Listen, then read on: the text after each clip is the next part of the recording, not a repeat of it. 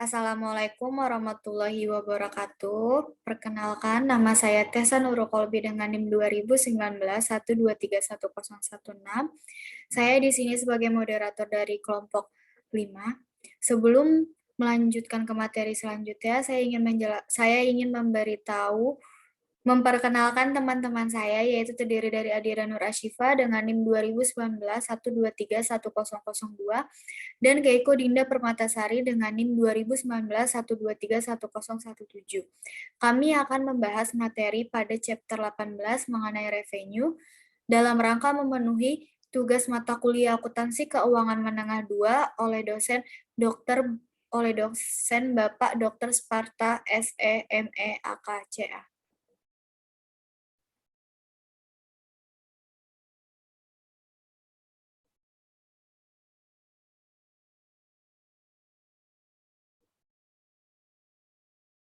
Baik, di sini kita akan membahas terdiri dari 4 pokok pembahasan, yaitu ada materi kita yaitu pengakuan pendapatan. Untuk pokok pembahasan yang pertama itu terdiri dari lingkungan terkini, dan ada yang kedua itu pengakuan pendapatan saat penjualan, yang ketiga itu pengakuan pendapatan kontrak jangka panjang, dan yang keempat pengakuan pendapatan lainnya. Untuk materi selanjutnya mengenai lingkungan terkini akan dibahas oleh Adira Nur Ashifa. The current environment. Revenue recognition merupakan aktivitas yang paling berisiko dimanipulasi atau top fraud risk dan apapun standar akuntansinya yang digunakan, baik IFRS maupun GAAP. Risiko atau kesalahan dan ketidakakuratan dalam pelaporan pendapatan jumlahnya sangat besar. Restatement untuk improper revenue recognition secara relatif biasa terjadi sehingga berakibat pada dilakukannya penyesuaian harga saham secara signifikan.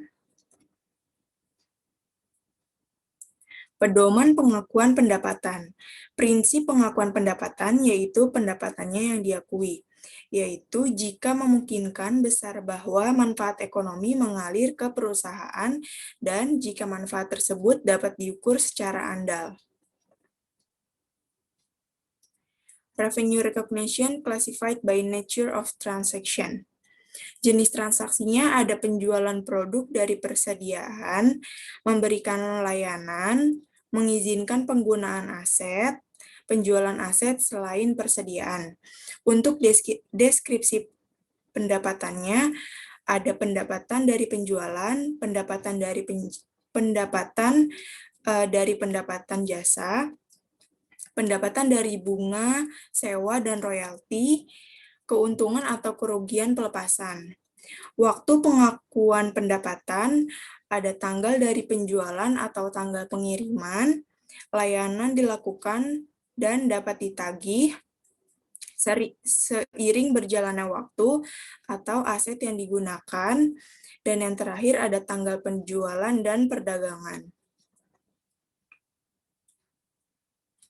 Penyimpangan dari dasar penjualan.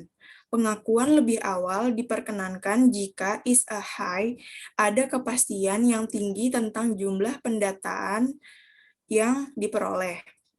Pengakuan boleh ditunda jika 1. Derajat ketidakpastian jumlah pendapatan atau biaya sangat tinggi, atau 2. Penjualan tidak menggambarkan selesainya proses laba. Pengukuran pendapatan penjualan. Pendapatan harus diukur sebesar fair value yang diperkirakan akan diterima atau piutang dagang. Trade discount atau volume rebates harus mengurangi jumlah yang akan diterima atau piutang dan pendapatan. Jika pembayaran ditunda, penjual harus menetapkan tingkat bunga untuk selisih antara kas atau kas ekuivalen dan jumlah yang ditunda pembayarannya. Untuk contoh soalnya, ada perusahaan Samsung memiliki kesepakatan dengan pelanggarannya bahwa ia akan memberikan diskon volume sebesar 3% kepada pelanggannya. Jika mereka membeli minimal 2 juta euro produknya selama tahun kalender, pada tanggal 31 Maret 2011, Samsung telah melakukan penjualan sebesar 700.000 euro kepada Arctic Place. Dalam 2 tahun sebelumnya, Samsung menjual lebih dari 3 juta euro ke Arctic dalam periode 1 April hingga 31 Desember.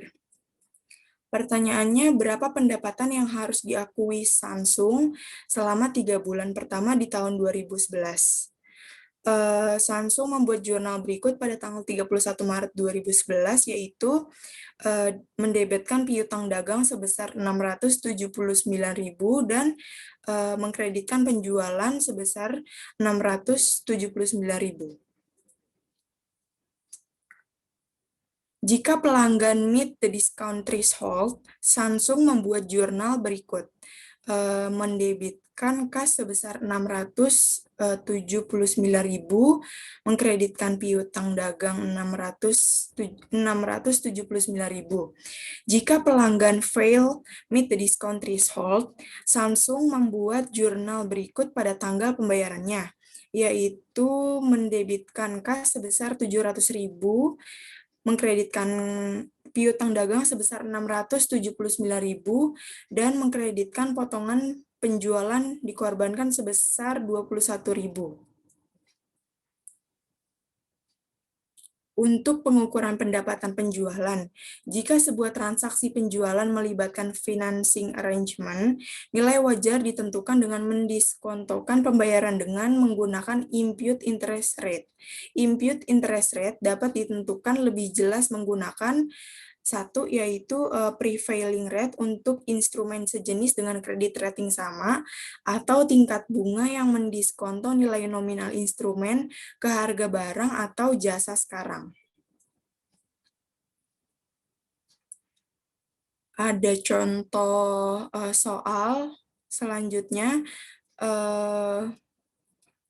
Pada tanggal 1 Juli 2011, SEK Company menjual barang kepada perusahaan hibah seharga 900.000 euro dengan imbalan wesel 4 tahun tanpa bunga dengan jumlah nominal 1.416.163 euro. Barang tersebut memiliki biaya persediaan pada buku SEK sebesar 590.000 euro. Untuk pertanyaannya, berapa pendapatan yang harus dicatat oleh perusahaan SEK pada tanggal 1 Juli 2011? Dan yang kedua, berapa pendapatan yang harus dilaporkan terkait dengan transaksi tanggal 31 Desember 2011? Untuk jurnalnya mencatat penjualan SEK ke Grand Company pada tanggal 1 Juli 2011 adalah mendebitkan piutang wesel sebesar 900.000 dan mengkreditkan penjualan sebesar 900.000. Untuk pertanyaan yang kedua, jawabannya yaitu SEK membuat jurnal untuk mencatat pendapatan bunga sebagai berikut.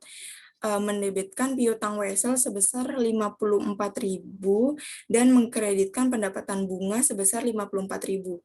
54.000 ini berdasarkan penghitungan dari 12% dikali setengah dikali 900.000 euro. Untuk pengukuran pendapatan penjualan, pendapatan dari penjualan barang diakui jika kondisi berikut ini terpenuhi, yaitu 1. Perusahaan telah mentransfer kepemilikan barang kepada pembeli. Yang kedua, perusahaan tidak lagi mempertahankan berbagai hal yang biasanya dilakukan oleh pemilik barang. Yang ketiga, jumlah pendapatan dapat diukur secara jelas. Yang keempat, kemungkinan besar ada manfaat ekonomi yang mengalir ke perusahaan. Dan yang kelima, biaya yang terjadi atau diperhitungkan dapat diestimasi secara jelas. Untuk selanjutnya ada bill and hold sales. Pembeli belum memperoleh barang namun telah memiliki hak dan sudah menerima tagihan. Pertanyaannya yaitu perusahaan Butler menjual $450.000 $450.000 ke toko kopi lokal Baristo yang berencana untuk memperluas lokasi di sekitar kota. Berdasarkan perjanjian, Baristo meminta pengelola untuk menyimpan perapian ini di gudangnya sampai toko kopi baru yang akan menampung perapian siap. Judul yang diberikan kepada Baristo pada saat perjanjian yang ditandatangani, pertanyaannya yaitu haruskah kepala pelayan melaporkan pendapatan dari pengaturan tagihan ini dan menahan ketika perjanjian ditandatangani, atau haruskah pendapatan ditangguhkan dan dilaporkan ketika perapian dikirim? Solusinya, Butler harus mencatat pendapatan pada saat hak kepemilikan sudah berpindah, karena satu, kemungkinan besar transaksi terjadi. Yang kedua, barang ada di tangan, diidentifikasi, dan siap untuk dikirimkan saat penjualan diakui. Yang ketiga, Baristo memberitahu penundaan pengiriman, dan yang terakhir ada kesempatan pembayaran. Tampaknya kondisi ini mungkin terpenuhi dan pengakuan harus dilakukan pada saat persetujuan ditandatangani. Untuk jurnal dalam Butler mencatat bill dan wholesale, yaitu mendebitkan piutang dagang sebesar 450.000 dan mengkreditkan penjualan sebesar 450.000.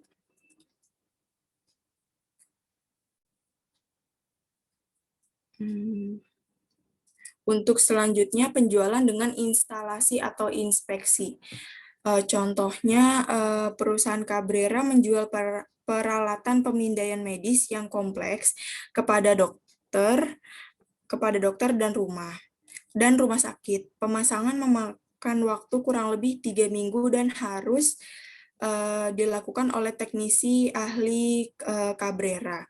Pertanyaannya, kapan Cabrera harus mengakui pendapatan yang terkait dengan peralatan medis? Dalam hal ini, risiko dan manfaat kepemilikan tampaknya menjadi tanggung jawab Cabrera. Hingga setelah penginstalan dilakukan, akibatnya tidak ada pendapatan terkait penjualan peralatan medis yang harus dicatat hingga instalasi selesai. Artinya, tampaknya risiko dan manfaat kepemilikan belum dialihkan sampai instalasi selesai. Yang selanjutnya ada layaway sales. Perusahaan Milano menjual barang dagangan secara angsuran. Sebagai hasilnya, ia menahan barang sampai pembayaran terakhir dilakukan. Pertanyaannya, haruskah Milano mengakui penjualan pada saat penjualan atau saat menerima pembayaran terakhirnya? Umumnya, pendapatan diakui pada saat barang dikirim. Pembeli mungkin tidak melakukan semua pembayaran dan penjualan tidak akan selesai. Secara umum, pendapatan dapat diakui sebelum penyerahan hanya jika sejumlah besar deposit telah diterima, dengan ketentuan barang sudah ada dan siap untuk diserahkan kepada pembeli. Selanjutnya bisa dilanjutkan oleh Keiko. Selanjutnya yaitu ada pembahasan income recognition long-term contract atau pengakuan pendapatan kontrak jangka panjang. Contohnya, akuntansi kontrak konstruksi jangka panjang. Yang pertama itu ada metode presentasi penyelesaian. Yang kedua, metode pemulihan biaya. Yang ketiga, ada rugi kontrak jangka panjang. Dan yang keempat, ada pengungkapan.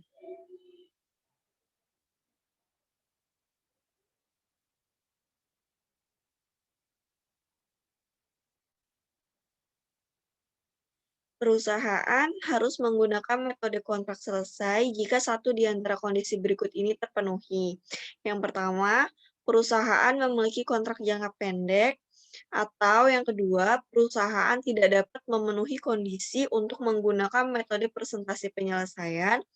Atau yang ketiga, ada inherent hazards dalam kontrak di luar kondisi normal yang menimbulkan risiko bisnis.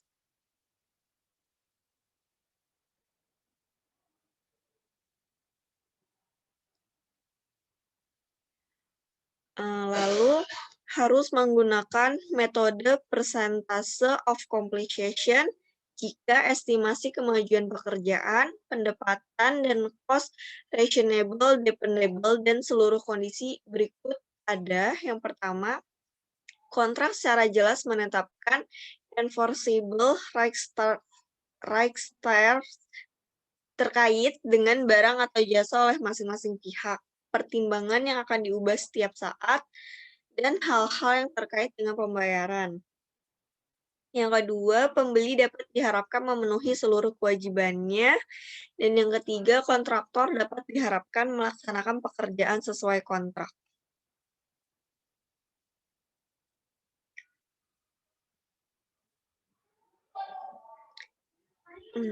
Selanjutnya ada pengukuran kemajuan pekerjaan.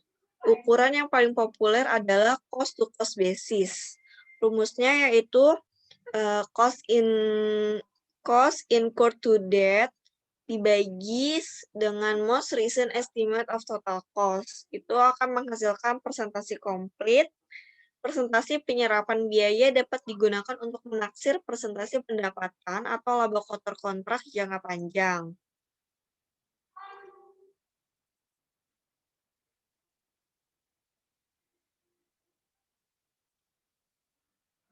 Yang pertama yaitu ada metode presentasi of completion. Contoh yang pertama yaitu ada PT Virginia menandatangani kontrak yang dimulai pada bulan Juli 2008 untuk membuat jembatan dengan nilai kontrak sebesar 9 miliar. Pekerjaan ini diharapkan selesai pada bulan Oktober 2010 dengan taksiran biaya 8 miliar. Pada akhir tahun 2009, taksiran biaya menyelesaikan naik menjadi 8 miliar 100 juta ribu. Berikut ini data lain yang berkaitan dengan kontrak tersebut.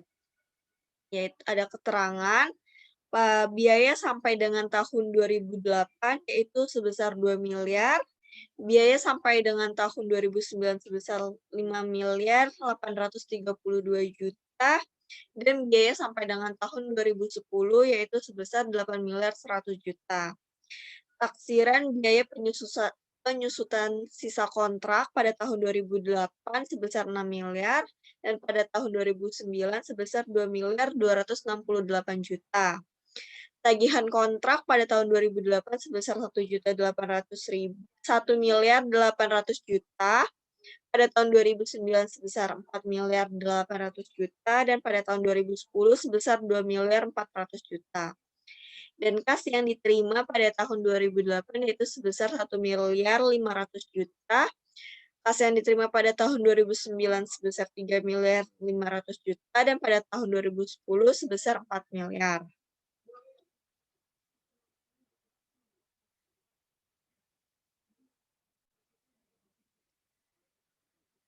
Lalu di sini kita mencari presentasi penyelesaiannya, yaitu sebelumnya diketahui harga kontraknya itu sebesar 9 miliar yang akan diselesaikan pada tahun 2010.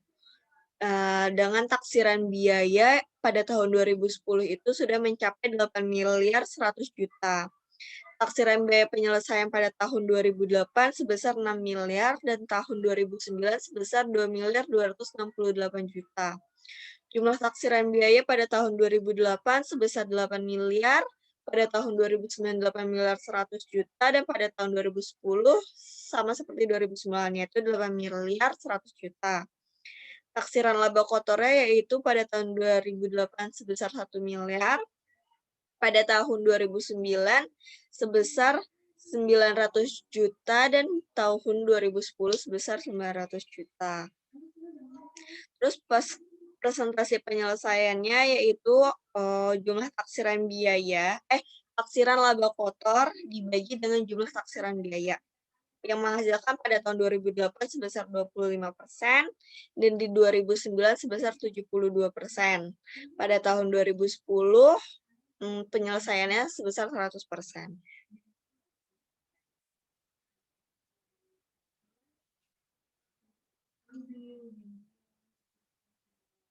Ya, lalu selanjutnya ada perhitungan untuk estimasi income. Pendapatan diakui tahun 2008 yaitu sebesar 25% dikali dengan nilai kontraknya yaitu sebesar 9 ini seharusnya 9 miliar. 9 juta, yaitu mendapatkan nilai 2.250.000. Pada tahun 2009 prosentasi penyelesaiannya yaitu 72% dikali nilai kontraknya, ini seharusnya dalam bentuk rupiah deh, 9 miliar. Itu menghasilkan 6.480.000.000. Lalu ada pendapatan tahun 2008-nya yang sebesar 2 miliar mengurangi pendapatan di 2009. Sehingga pendapatan tahun 2009-nya sebesar 4.230.000.000. Lalu pendapatan yang diakui tahun 2010 100% dari nilai kontraknya yaitu 9 miliar dan pendapatan tahun 2008 dan tahun 2019 mengurangi pendapatan yang diakui pada tahun 2010 sehingga 9 miliar dikurang dengan 6.480.000.000 dan mendapatkan pendapatan di tahun 2010 sebesar 2.520.000.000.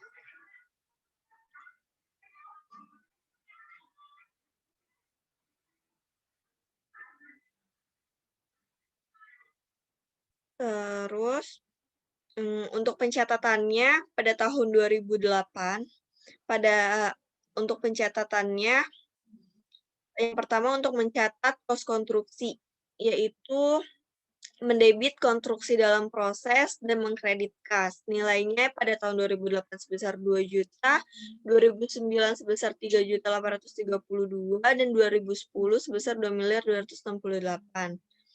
Untuk mencatat penagihan yaitu dengan mendebit piutang dagang dan mengkreditkan dengan penagihan KDP. Untuk mencatat pelunasan piutang yaitu dengan mendebit kas dan mengkredit piutang dagang. Dan untuk mencatat pendapatannya yaitu dengan mendebit konstruksi dalam proses, mendebit biaya konstruksi, dan mengkreditkan dengan pendapatan KJP.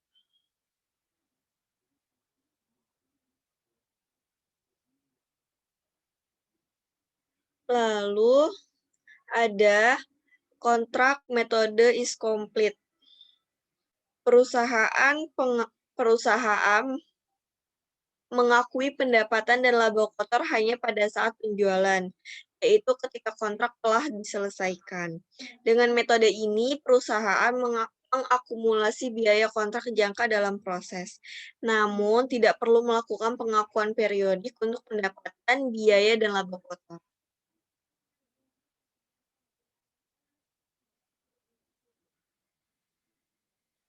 Untuk pencatatan metode kontrak, yaitu untuk mencatat kos konstruksinya, yaitu jurnalnya, dengan mendebit konstruksi dalam proses dan mengkredit kas. Untuk mencatat penagihannya, yaitu dengan mendebit piutang dagang dan mengkreditkan dengan penagihan konstruksi dalam proses atau KDP. Untuk mencatat pelunasan piutangnya, yaitu dengan mendebit kas dan mengkreditkan piutang dagang. Dan untuk mencatat biayanya yaitu dengan mendebit biaya konstruksi dan mengkreditkan dengan konstruksi dalam proses.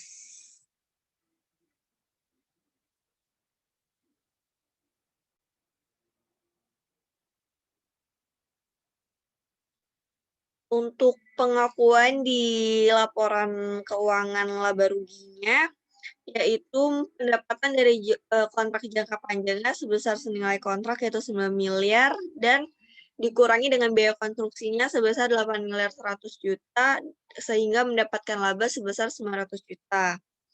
Untuk posisi laporan neracanya di aktiva lancar terdapat piutang dagang pada tahun 2008 sebesar 300.000 dan di 2009 sebesar 1.600.000. Persediaan konstruksi dalam prosesnya yaitu ada 2 miliar, terus penagihan konstruksi dalam prosesnya 1.800.000 sehingga mendapatkan biaya dan laba diakuinya sebesar 200 juta.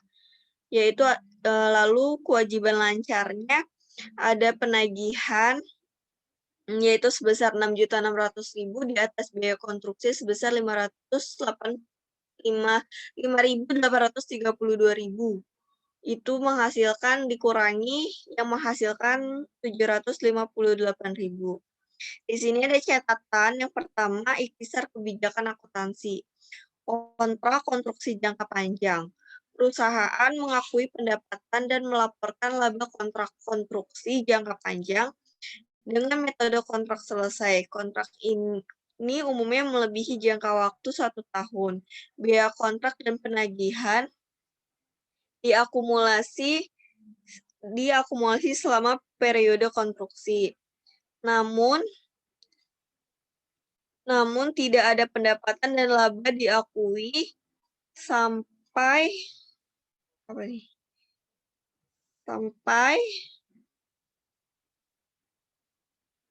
pendapatan dan biaya dan laba apa sih ini? Ya skip aja deh.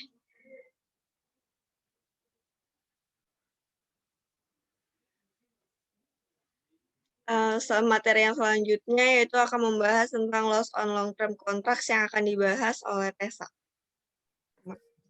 Mengenai loss on long term contract, kita mempunyai 2 metode, yaitu metode yang pertama, rugi periode berjalan pada kontrak yang menguntungkan persentase penyelesaian. Estimasi kenaikan biaya pada periode sekarang untuk menyesuaikan laba kotor periode sebelumnya. Untuk metode yang kedua, yaitu rugi pada seluruh proyek. Pada kedua metode, perusahaan yang harus mengakui rugi pada periode sekarang untuk seluruh rugi proyek.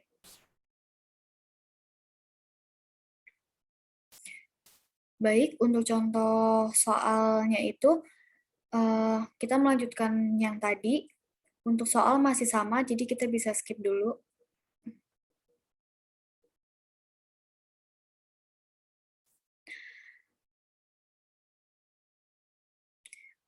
Pada metode persentase of completion method, pada soal ini yang membedakan hanya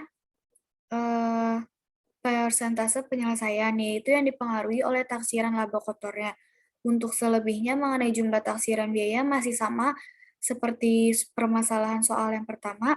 Jadi di sini 25% itu terdapat dari jumlah taksiran biaya, yaitu 1 miliar dari 8 miliar, yaitu menghasilkan 25%. Dan untuk yang tahun 2019 itu 230 juta 76.000 dari 8 miliar 769.924 juta, itu hasilnya 66,5%. Dan untuk tahun 2010 itu memberikan persentase penyelesaiannya 100%.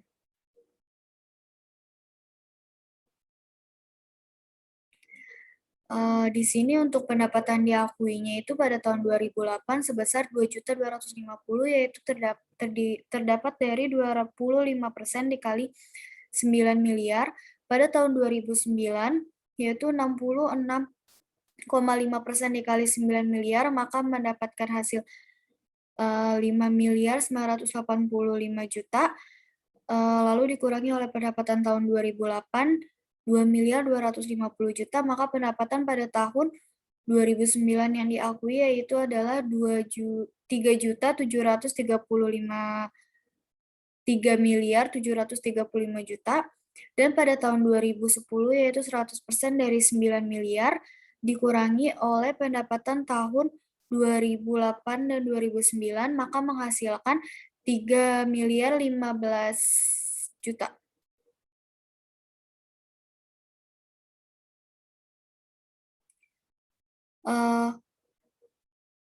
Untuk menghitung laba kotor yang diakuinya yaitu 25% dari 1 juta seperti ketentuan soal yang tadi, maka menghasilkan 250 juta.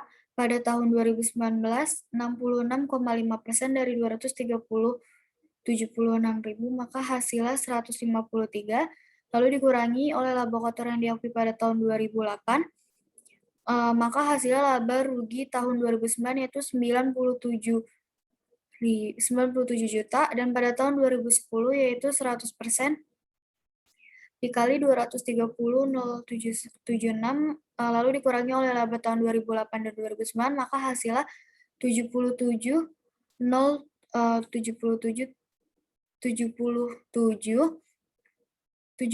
juta.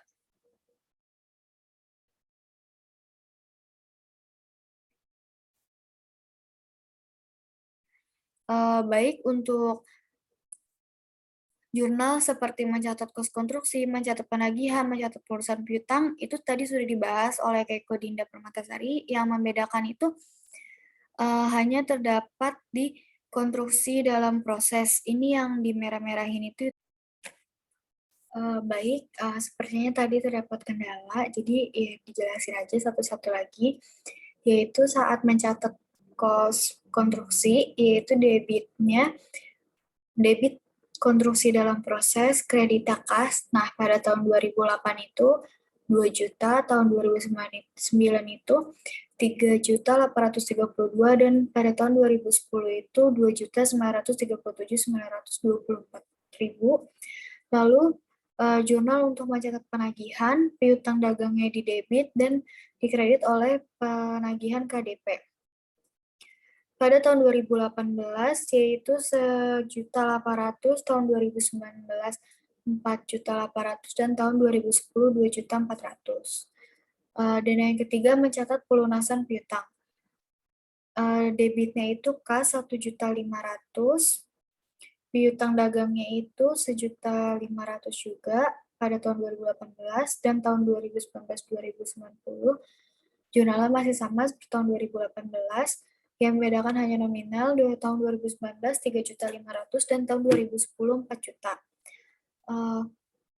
Untuk jurnal selanjutnya yaitu konstruksi dalam proses, di debit, dan di debit lagi ada biaya konstruksi lalu dikredit oleh pendapatan KJP. Nominalnya itu untuk tahun 2008 di debitnya 250.000 dan biaya konstruksinya 2 juta. Lalu dikredit oleh pendapatan KJP 2.250.000. Pada tahun 2009 jurnalnya konstruksi dalam prosesnya dikredit 97.000 dan biaya konstruksinya di debit 3.832.000, lalu dikreditkan oleh biaya KJP 3.735.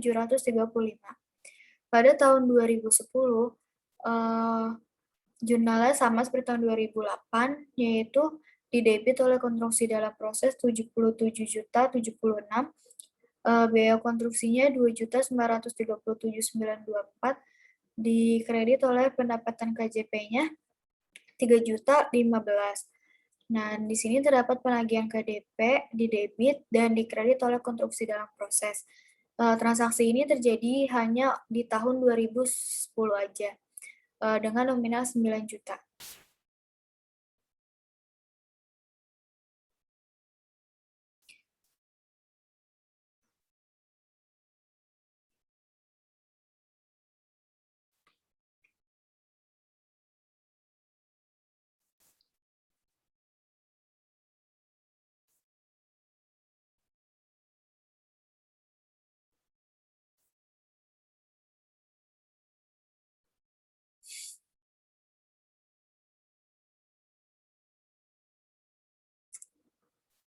Di sini juga terdapat jurnal, yaitu sama seperti tadi, nominalnya juga masih sama. Yang membedakannya hanya jurnal yang keempat, yaitu hanya terjadi pada tahun 2010, didebit oleh biaya konstruksi dan konstruksi dalam proses dengan nominal 8.769.924. Selebihnya untuk jurnalnya masih sama seperti yang tadi.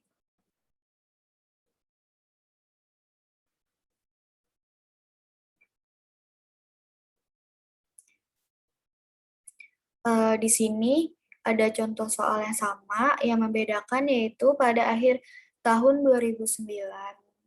Taksiran biaya penyelesaian naik menjadi 9.112.500.000 rupiah. Berikut ini data lain yang berkaitan dengan kontrak tersebut, yaitu terdapat biaya sampai dengan pada tahun 2008 2 miliar, 2009 5832 juta, 2010 9.112.500 juta. Lalu terdapat taksiran biaya penyesuaian sisa kontrak, yaitu pada tahun 2008 itu 6 miliar, tahun 2019 itu 3.280.500.000, tahun 2010-nya itu 0. Lalu ada tagihan kontrak pada tahun 2008 terdapat 1.800.000.000, 2009 4.800.000.000, 2010 2.400.000.000. Dan kas yang diterima pada tahun 2008 1.500.000.000, dan pada tahun 2009 3.500.000.000, dan pada tahun 2010 4 miliar.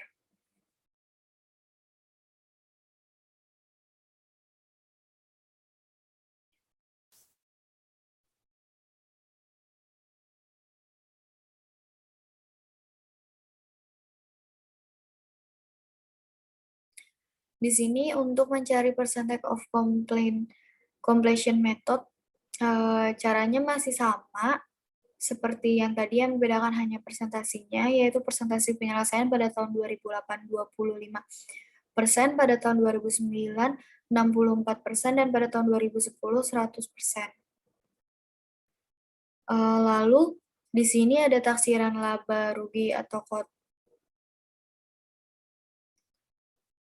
dan di sini kita masuk ke materi pendapatan diakui pada tahun 2008, yaitu 2.250.000.000 itu dapat dari 25% dikali 9 miliar, dan 2009 itu persentasinya 64% dikali 9 miliar, maka hasilnya 5.760.000.000. Lalu dikurangi oleh pendapatan tahun 2008, maka hasil dari pendapatan tahun 2009 yang diakui 3.510.000.000. Lalu pada tahun 2010 itu 100% dari 9 miliar, yaitu 9 miliar. Pendapatan dikurangi oleh pendapatan tahun 2008 dan 2009, maka pendapatan yang diakui pada tahun 2010 3.240.000.000.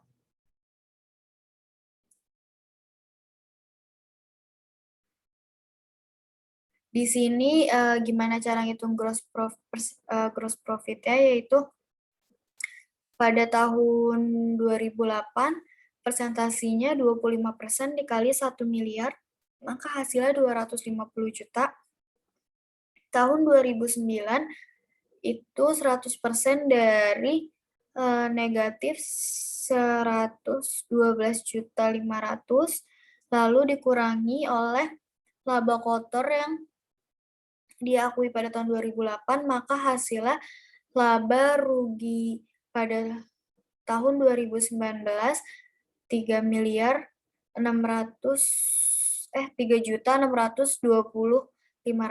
Nah, pada tahun 2010 tidak ada pengakuan laba rugi. Di sini diberitahu catatan jika proyek mengalami rugi, maka rugi tersebut segera diakui pada saat rugi tersebut diketahui, sesuai dengan prinsip konservatisme.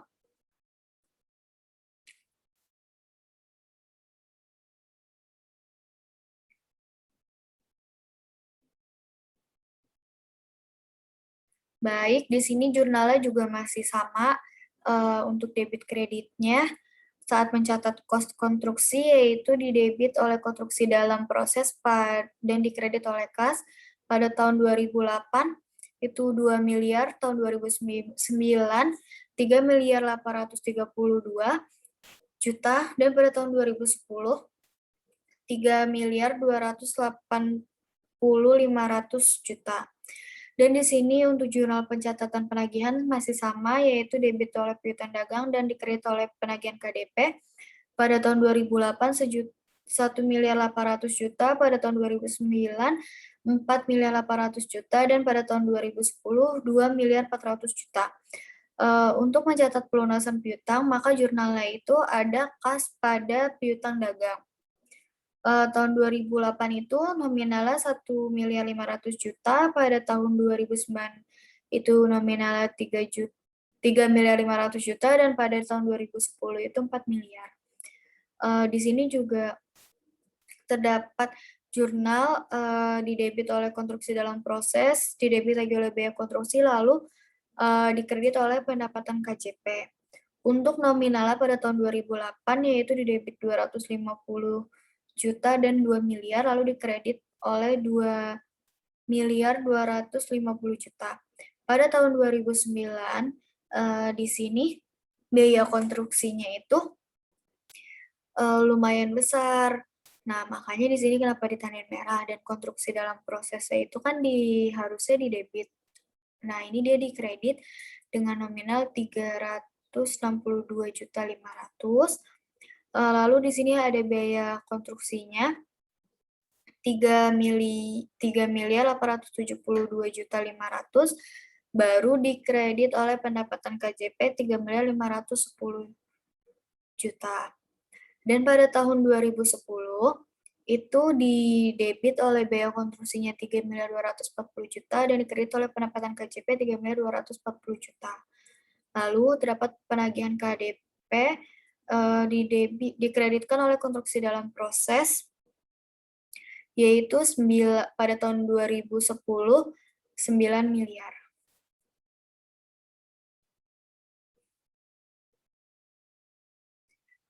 Di sini saat menggunakan kontrak metode komplit itu untuk mencatat kos konstruksi, mencatat penagihan, mencatat pelunasan piutang, itu tuh jurnalnya masih sama.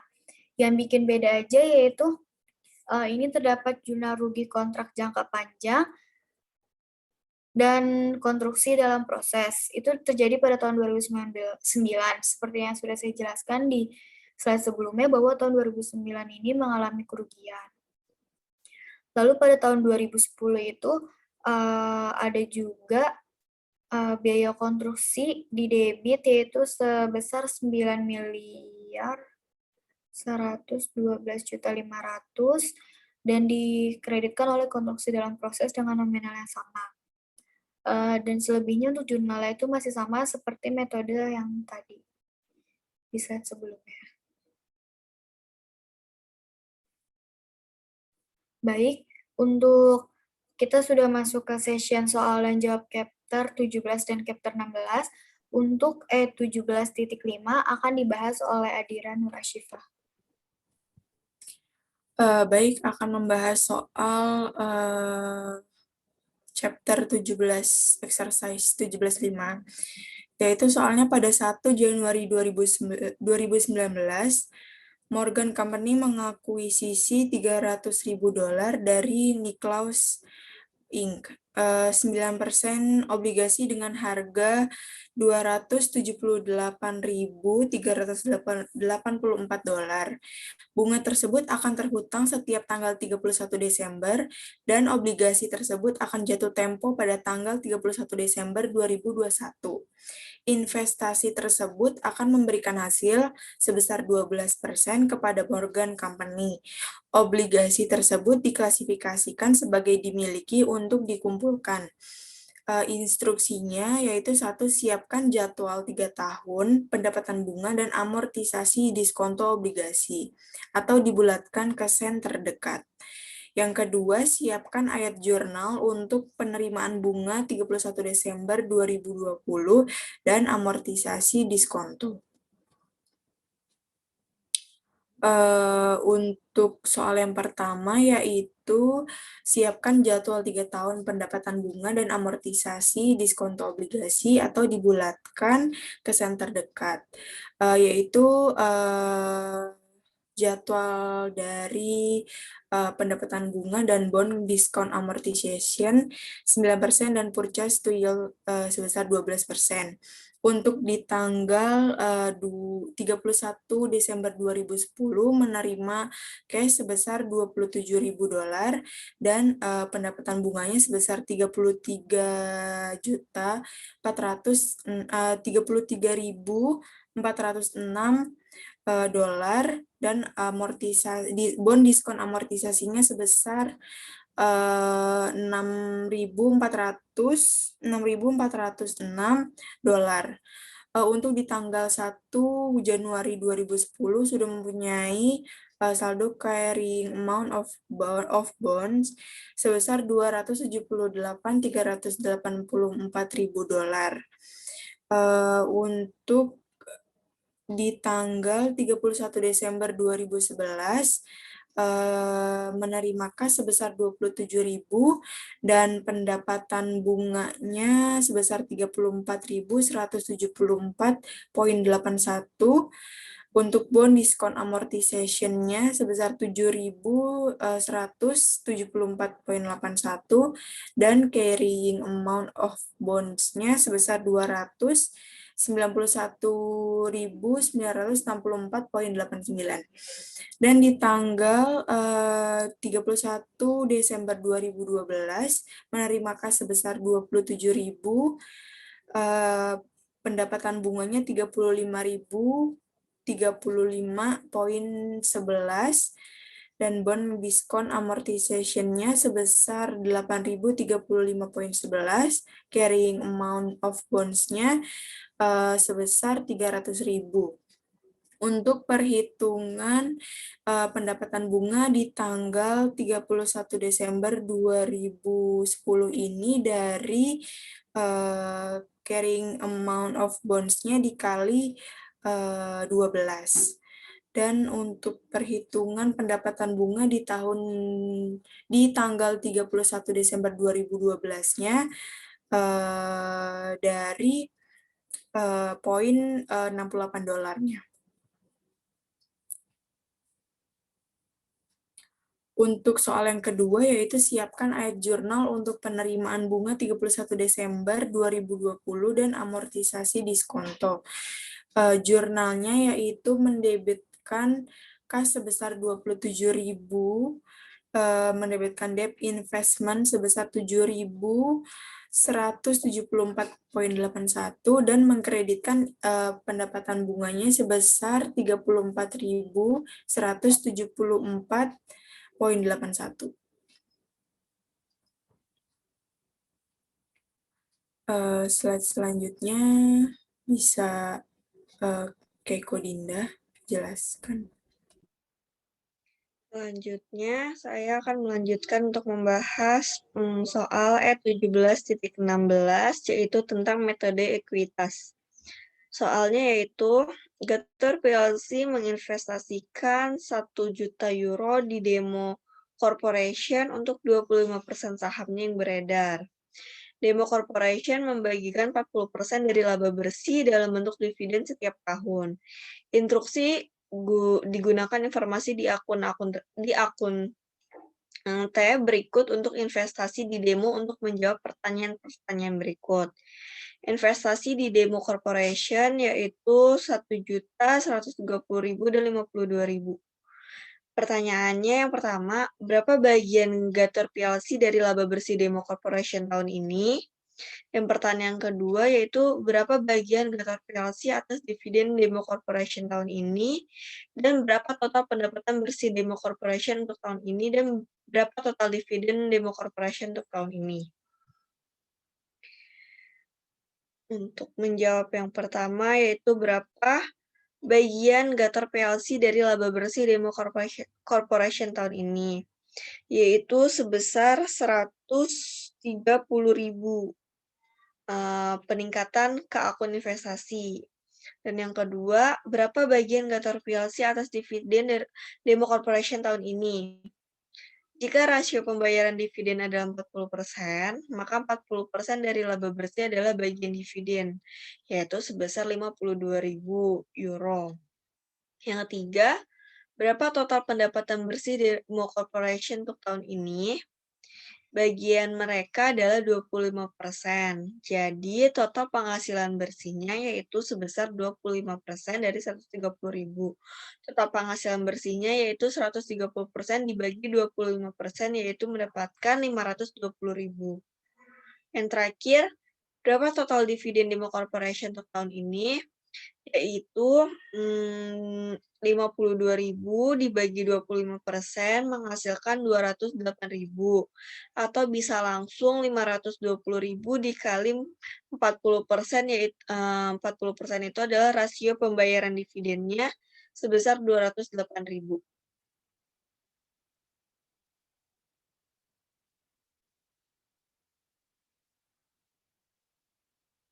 Lalu soal yang selanjutnya ada soal E17.27 yaitu Sarazan Ltd menerbitkan wesel bayar 4 tahun, 7,5% dengan suku bunga tetap saja. Wesel bayarnya 1 juta yang tidak dapat dibayar di muka pada tanggal 31 Desember 2019.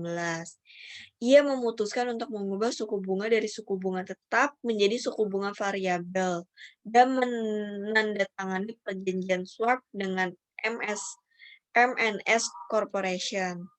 Perjanjian swap menetapkan bahwa Sarazan akan menerima suku bunga tetap pada 7,5% dan membayar variabel dengan tanggal penyelesaian yang sesuai dengan pembayaran bunga atas hutang. Asumsikan bahwa tingkat suku bunga telah menurun selama tahun 2020 dan Sarazan menerima 13.000 euro sebagai penyesuaian atas beban bunga untuk penyelesaian pada tanggal 31 Desember 2020. Kerugian terkait hutang karena perubahan suku bunga adalah 48 euro. Nilai kontrak swap meningkat sebesar 48 euro. Instruksinya yang pertama yaitu siapkan jurnal untuk mencatat pembayaran beban bunga tanggal 31 Desember 2020. Yang kedua, siapkan jurnal untuk mencatat penerimaan penyelesaian swap pada tanggal 31 Desember 2020. Yang ketiga, yaitu membuat jurnal untuk mencatat perubahan nilai wajar kontrak swap pada tanggal 31 Desember 2020. Yang keempat, membuat jurnal untuk mencatat perubahan nilai wajar hutang pada tanggal 31 Desember 2020. Untuk jurnal yang pertama, yaitu untuk mencatat pembayaran beban bunga pada tanggal 31 Desember 2020. Jurnalnya yaitu dengan mendebit interest expense sebesar 75.000 dan mengkredit cash sebesar 75.000. Perhitungannya yaitu dari persentase 7,5% dikali sama 1 juta weselnya. Terus untuk jurnal untuk mencatat penerimaan penyelesaian swap pada tanggal 31 Desember 2020 yaitu jurnalnya dengan mendebit cash dan mengkredit interest expense sebesar 13.000. Untuk yang ketiga, jurnal untuk mencatat perubahan nilai wajar kontrak swap pada tanggal 31 Desember 2020. Itu jurnalnya mendebit swap kontrak dan mengkreditkan unrealized holding gain or loss income sebesar 48.000. Untuk yang jurnal yang terakhir, yaitu jurnal untuk mencatat perubahan nilai wajar hutang pada tanggal 31 Desember, yaitu jurnalnya membalik unrealized holding gain or loss-nya dengan mengkreditkan dengan payable sebesar 48.000.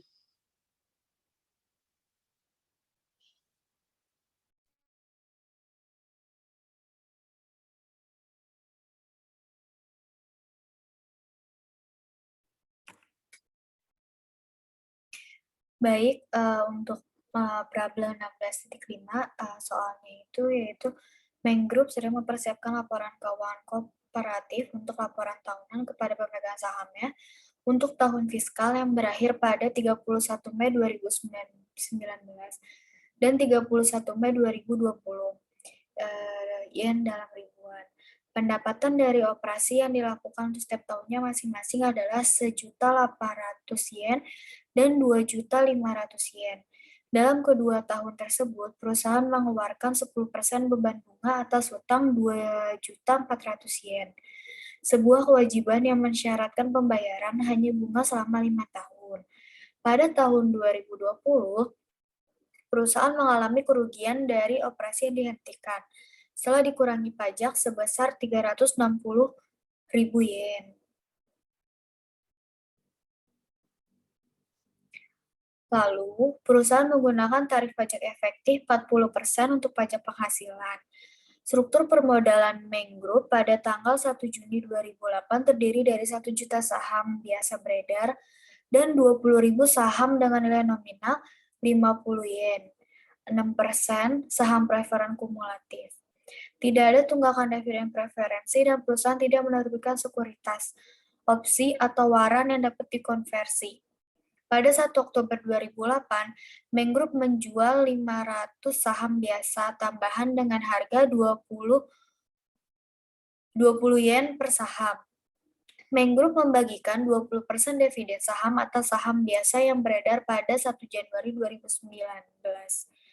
Pada 1 Desember 2019, Meng dapat menjual 800 saham biasa tambahan dengan harga 22 euro per saham. Ini adalah satu-satunya transaksi saham biasa yang terjadi selama 2 tahun fiskal.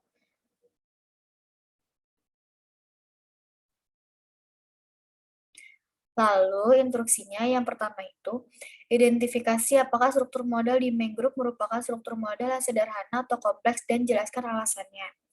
Untuk instruksi yang kedua, menentukan rata-rata tertimbang saham biasa yang akan digunakan Meng Group dalam menghitung laba per saham untuk tahun buku yang berakhir, yaitu pada tanggal 31 Mei 2019 dan 31 Mei 2020. Untuk instruksi yang ketiga, yaitu mempersiapkan dalam bentuk yang baik laporan laba rugi kooperatif dimulai dengan pendapatan dari operasi.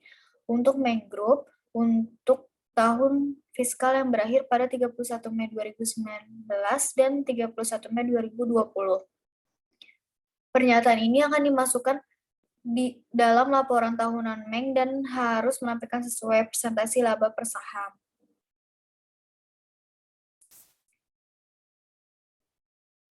Baik, untuk yang pertama, identifikasi apakah struktur modal di Meng Group merupakan struktur modal yang sederhana dan kompleks.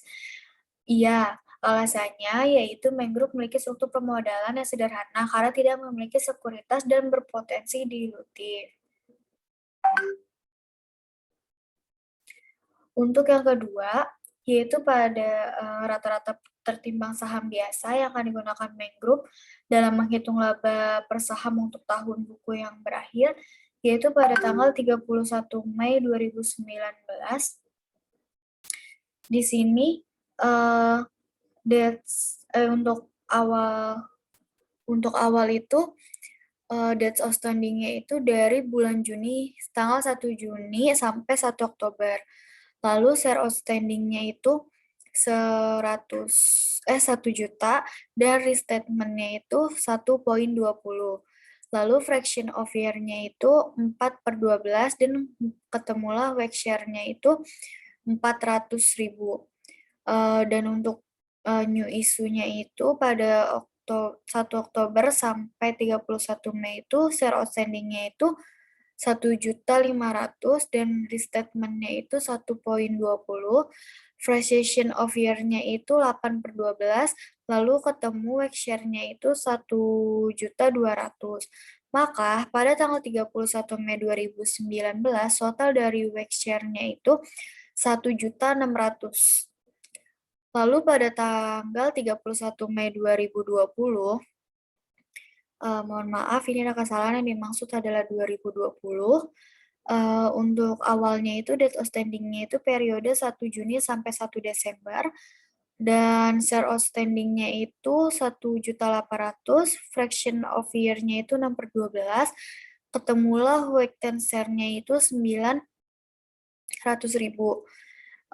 Dan untuk new issue-nya itu pada tanggal 1 Desember sampai 31 Mei dengan share outstanding-nya itu 2.600.000 dan fraction of year-nya itu periodenya 6 bulan per 12, maka ketemu WACC share-nya itu 1.300.000. Jadi, pada tanggal 31 Mei 2020, WEX share-nya itu 2.200.000.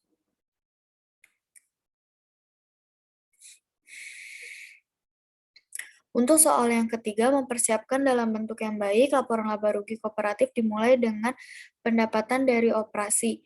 Untuk Maeng Group, tahun fiskal yang berakhir pada 31 Mei 2019 dan 31 Mei 2020.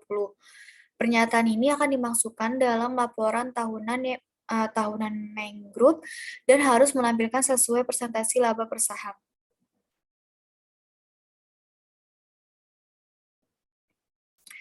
Di sini diberitahu income from operation-nya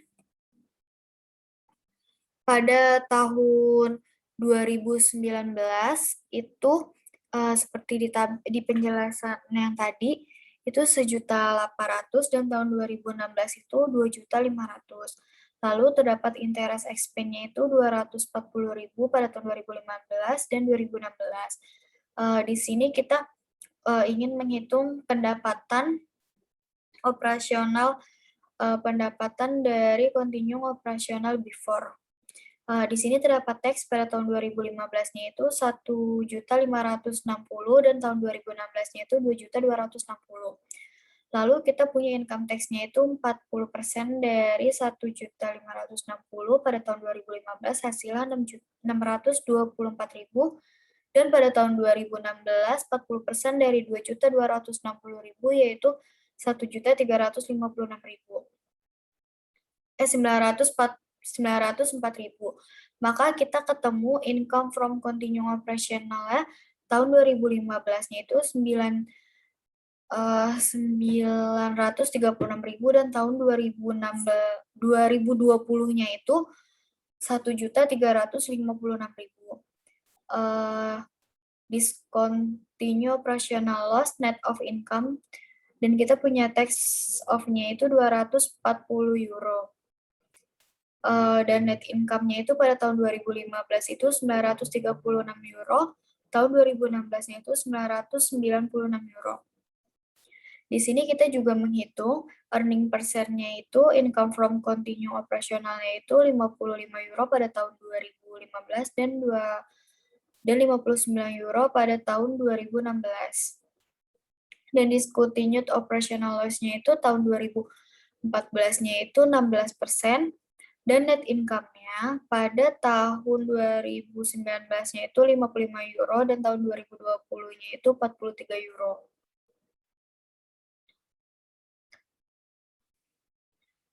Baik, di sini terdapat penjelasannya untuk menghitung interest expense itu kita lihat tabel yang tadi ya, maksudnya kita nggak usah itu, kita lihat di sini aja rincian perhitungannya.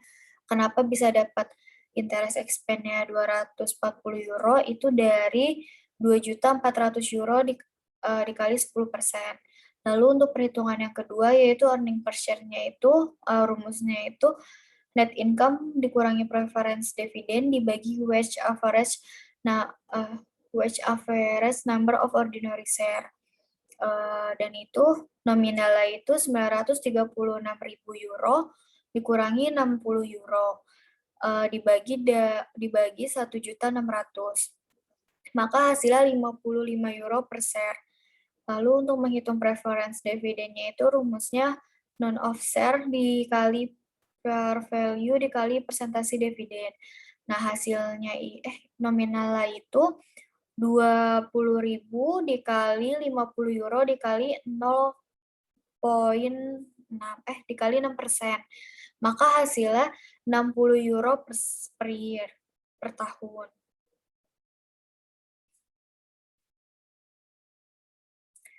Lalu untuk perhitungan selanjutnya earning per share-nya itu ya dapat dari rumusnya udah seperti yang dikasih tahu tadi yaitu 1.356 euro dikurangi 60 euro dibagi 2.200 euro maka hasilnya 59 euro per share.